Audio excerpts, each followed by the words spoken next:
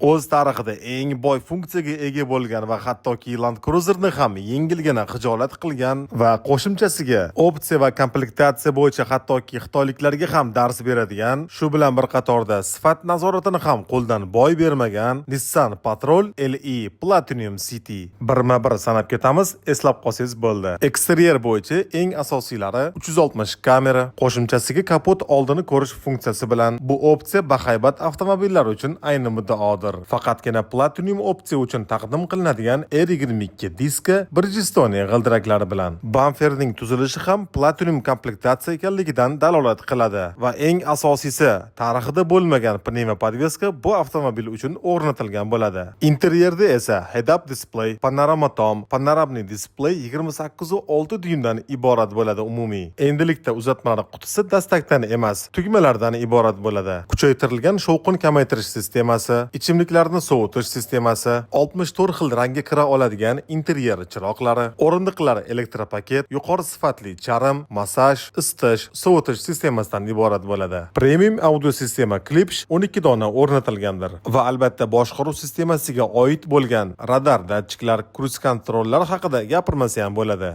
Dvigatelning hajmi esa 3.5 litrli twin turbo V shakldagi 6 ta silindr, 425 ot kuchi, 700 Nm bo'ladi. Albatta egalariga yaxshi kunlariga nasib qilib rohatini ko'rsinlar. Bu avtomobilni ham hujjat ishlari bitdi, o'zi esa yo'lga chiqdi. Tez kunda O'zbekiston yo'llarida ko'rishingiz mumkin. Agar sizga bizning xizmatlar qiziq bo'lsa, albatta biz tayyormiz. Telegram kanalimizni katalog sifatida ham ko'rib chiqsangiz bo'ladi. Unda narxi, batafsil ma'lumoti va bojxona to'lovlari ham yoritib boriladi. Profilning yuqori qismida havola mavjud.